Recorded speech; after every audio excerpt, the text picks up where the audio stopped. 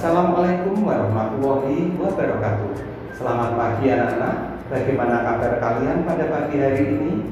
Saya harap kalian dalam keadaan sehat walafiat. Kita bertemu lagi dalam pembelajaran bahasa Indonesia untuk siswa SMP kelas 7 semester genap. Baiklah, sebelum kita belajar, mari kita berdoa terlebih dahulu. Berdoa dimulai. Berdoa selesai. Mari kita fokus pada tema pembelajaran pada pagi hari ini, yaitu berkorespondensi menggunakan surat pribadi dan surat dinas.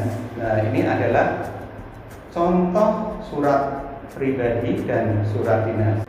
Anak-anak, setiap hari pasti kalian membaca atau menulis atau bahkan mengirimkan pesan melalui WhatsApp, SMS maupun surat elektronik atau email. Nah, pada zaman dulu orang mengirimkan kabar atau berita pasti melalui surat. Namun seiring dengan perkembangan zaman, surat sudah jarang digunakan karena pada saat ini sudah ada media sosial yang lebih cepat, lebih mudah dan lebih praktis untuk mengirimkan suatu berita atau pesan. Untuk mengetahui apa itu surat dinas dan apa itu surat pribadi, mari kita ikuti pembelajaran berikut ini. Mari kita perhatikan contoh 1 sebagai berikut. Surakarta 25 Januari 2021. Untuk sahabatku Rio Dewanto di Surabaya. Salam kangen. Bagaimana kabarmu, Rio? Sehat dan bahagia bukan? Sudah lama kita tidak bertemu. Mungkin sudah 4,5 tahun yang lalu, tepatnya saat aku dan keluargaku pindah ke Surakarta. Aku berharap kamu selalu dalam perlindungan Allah Subhanahu wa Ta'ala dimanapun berada. Akhir bulan depan, tepatnya Februari, aku berencana ke Surabaya untuk menjenguk nenek. Aku berharap kita bisa bertemu dan bersilaturahmi ke rumahmu. Sudah tidak sabar ingin ketemu lagi denganmu. Rio, udah dulu ya. Sampaikan salamku kepada keluargamu. Doakan saja semoga saya pada akhir bulan Februari dapat ke Surabaya. Sahabatmu Yusuf Setiawan.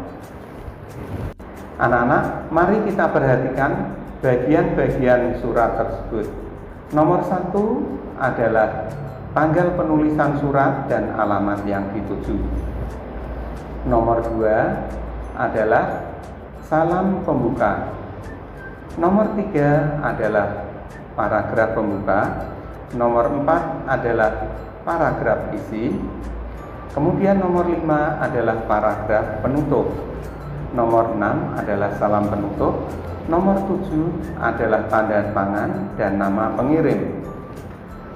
Contoh tersebut merupakan surat pribadi karena surat tersebut ditulis oleh seseorang dan dikirimkan kepada orang lain sebagai pribadi, bukan sebagai wakil atau urusan yang berkaitan dengan kelembagaan atau kedinasan atau resmi.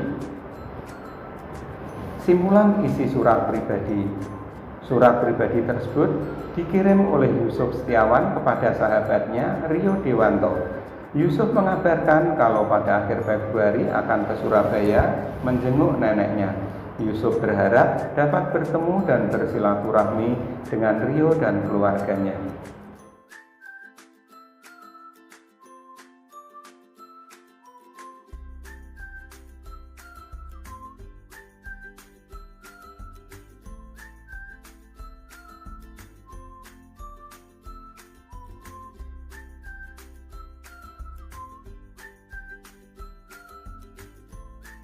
Berdasarkan contoh tersebut, kita mengetahui bahwa pengertian surat pribadi adalah surat yang ditulis oleh seseorang dan dikirimkan kepada orang lain sebagai pribadi, bukan sebagai wakil atau urusan yang berkaitan dengan kelembagaan, kedinasan, atau resmi.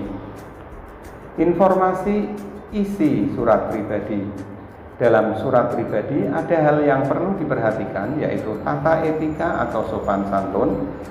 khususnya jika kamu menulis surat kepada orang yang lebih dewasa atau yang baru saja kamu kenal. Adapun ciri-ciri surat pribadi sebagai berikut. 1. Tidak menggunakan kop surat atau kepala surat. 2. Tidak menggunakan nomor surat. 3. Salam pembuka dan penutup surat bervariasi. 4. Menggunakan bahasa non-formal atau bebas sesuai dengan keinginan si penulis surat. 5. Menggunakan format yang bebas.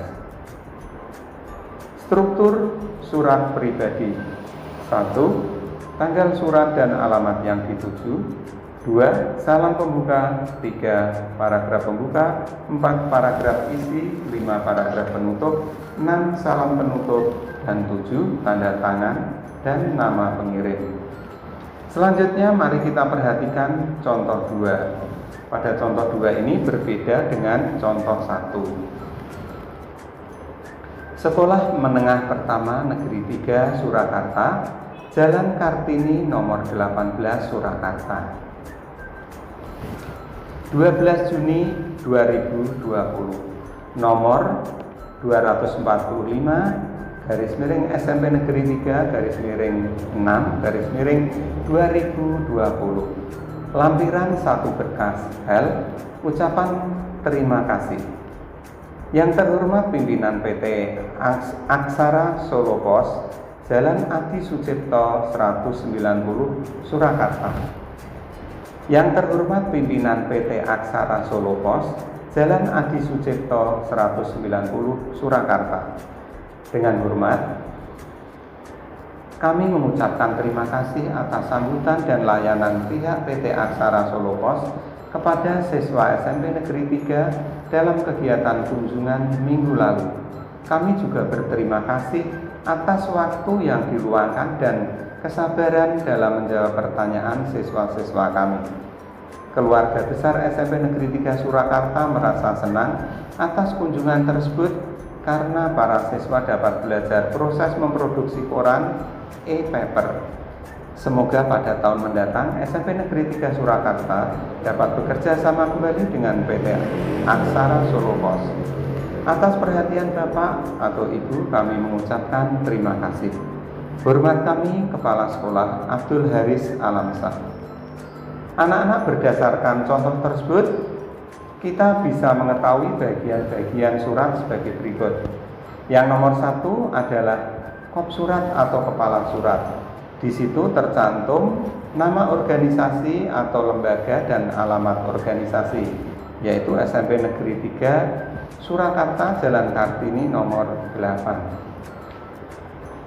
Nomor 2 adalah nomor dan tanggal penulisan surat, jumlah lampiran, hal berisi inti atau tujuan surat.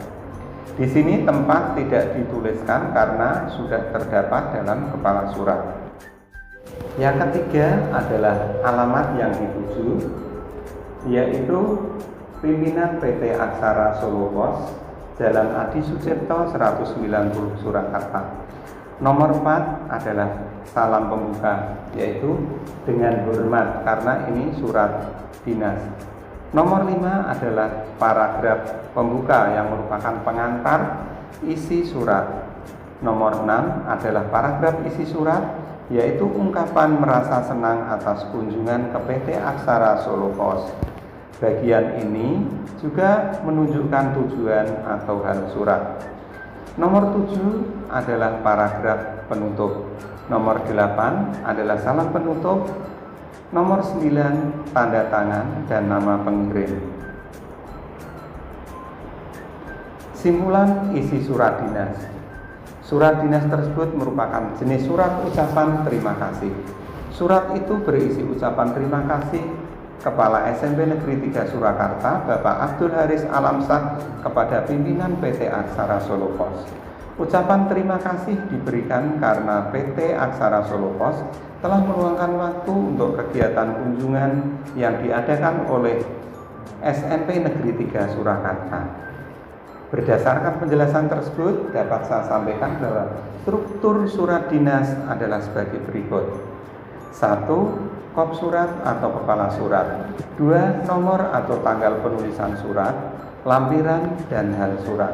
3. Alamat yang dituju. 4. Salam pembuka. 5. Paragraf pembuka. 6. Paragraf isi. 7. Paragraf penutup. 8. Salam penutup.